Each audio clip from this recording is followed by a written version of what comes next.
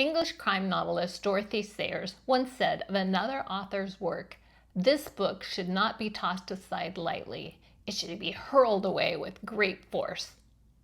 I don't know about you, but when I come across the third typo in a published book, that's what I want to do, hurl it away with great force. Let's talk about the importance of editing. Welcome. Thank you for being fearlessly, fabulously you. Hello, I'm Yvonne, host of Fearless and Fabulous and author of 10 indie-published nonfiction books. This is part 4 of a 10-episode series on indie publishing. If you've ever wanted to write and edit and polish and sell your own book, this is the right place to be. And here's where we are on our journey.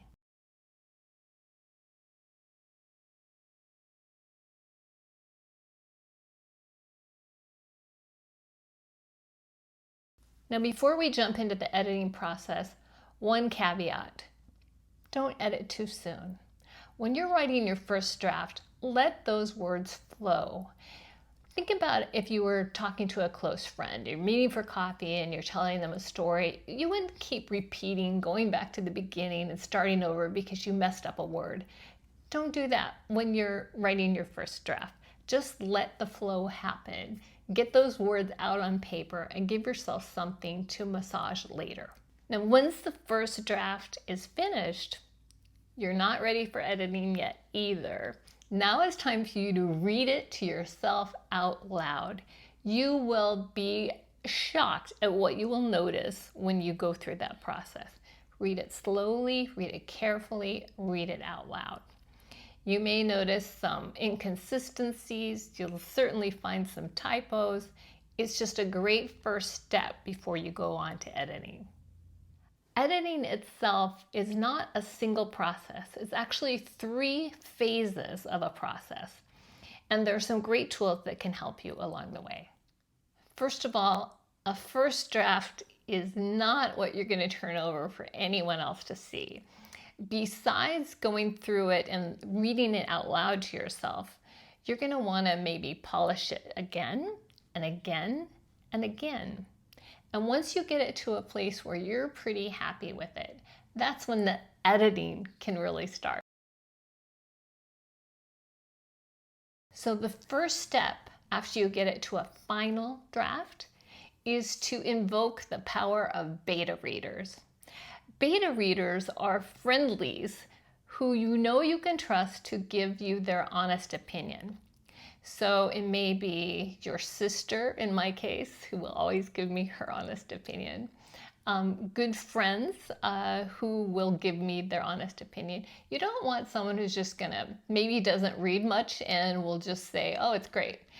You want someone who's going to give you their honest feedback because they're going to be looking for disconnections in your writing, places where they're confused, maybe some characters they don't really understand their motivation. And that is great feedback for you to have. Beta readers don't make changes to your manuscript itself. They simply give you feedback on their experience of the reading of your manuscript. With their feedback, you can inform subsequent drafts. Now, when you give your manuscript to a beta reader, you may want to provide specific questions that you have, sort of to guide them in their reading process. I recently reviewed a cozy mystery written by a friend of mine who is a brilliant writer. This is her first fiction book that I know of, and she asked me to review it for some very specific items. And here's a list of those items.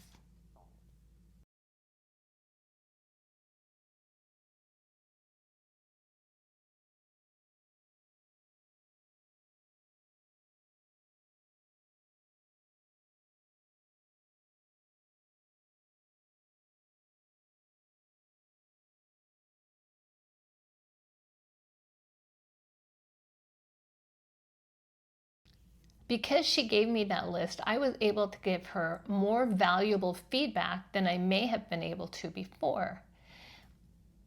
I'll tell you at the end what some of that feedback was, but just keep in mind that you may want to set some parameters for your beta readers so you get the feedback you're looking for.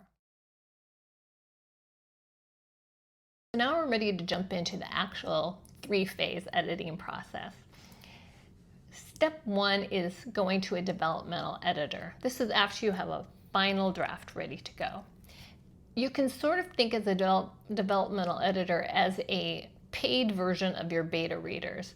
They're going to be looking for things like flow, character development, inconsistencies in timing.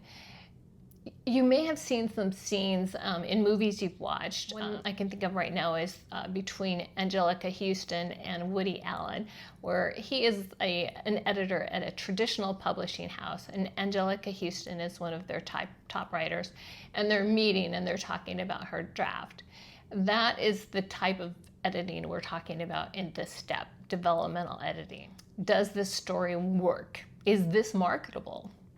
So developmental editors do charge as opposed to your beta readers, but they can be very helpful, especially in fiction works.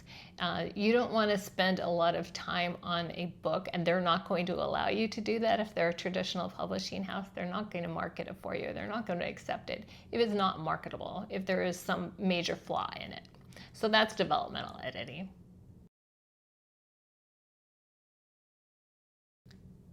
The next phase of editing is copy editing, and it takes a more granular approach to your work.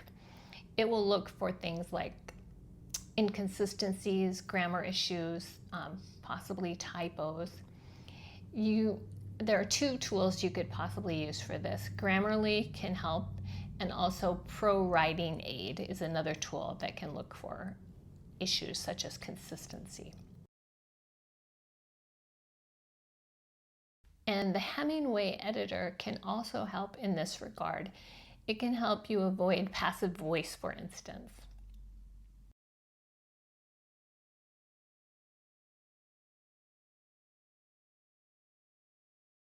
Proofreading is the final polish.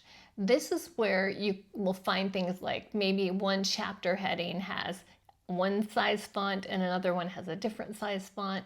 It will also, obviously look for typos that may be introduced during other phases of the editing process. You'd be surprised how often issues crop up because of a prior edit.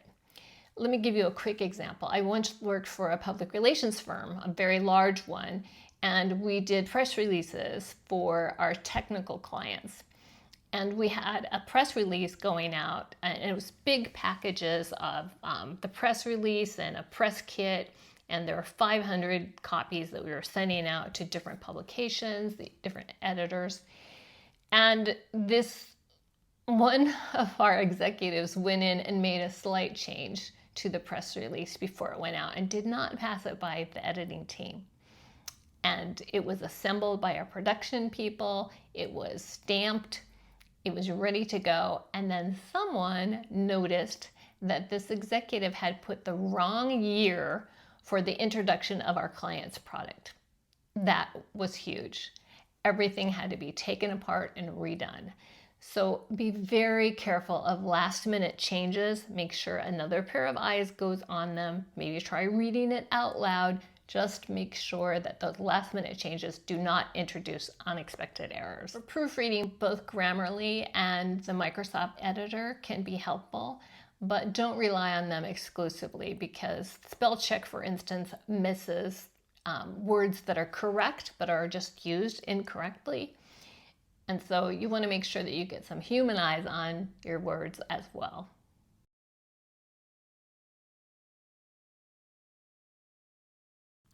Here's a simple editing roadmap from your first draft to your final polish.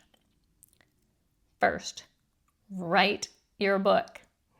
Do not self-edit during this time. Just let it flow. Then take a few days or even a few weeks off and look at it again with fresh eyes. That's when you can self-edit. Read it out loud, make any necessary changes, and note big picture and small items. Fix all of that. Then send your polished draft to your beta readers for their feedback. Then you will incorporate that feedback. You're going to revise it based on your beta reader feedback. At that point, you can hire a developmental editor if you choose, or if you feel it's necessary. Then you will send it to a copy editor. I always recommend hiring a copy editor to fix grammar, style. You can also use Grammarly and ProWriting Aid first. The less you have the copy editor have to fix, the less expensive it will probably be. Next, proofread. This is the final sweep for typos and formatting errors that may have been introduced before publishing. Here are some common editing mistakes to avoid. 1. Editing as you write. Do not stop the flow. 2. Ignoring big structural problems. Don't just fix small errors without fixing the plot or the pacing issues. It's hard, but it must be done. 3. Skipping the beta reader step. Fresh eyes are so invaluable. You may know what you mean, but does your reader? 4. Relying on spell check. It's not infallible. 5. Rushing proofreading. The last polish counts. And 6. Making changes and not proofing those last-minute changes. Editing probably seems like a lot of work, and it is.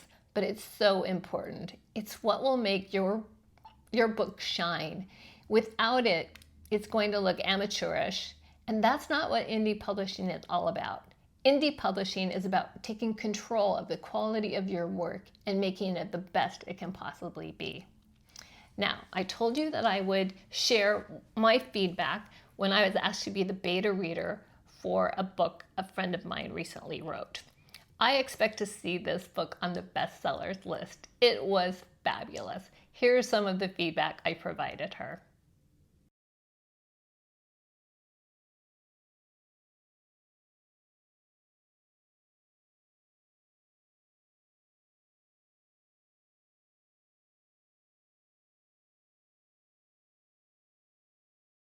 So remember, editing is about shaping your work into its best version while keeping your unique voice. If writing a book and publishing it is on your bucket list, be sure and tune in every Friday as we continue this series.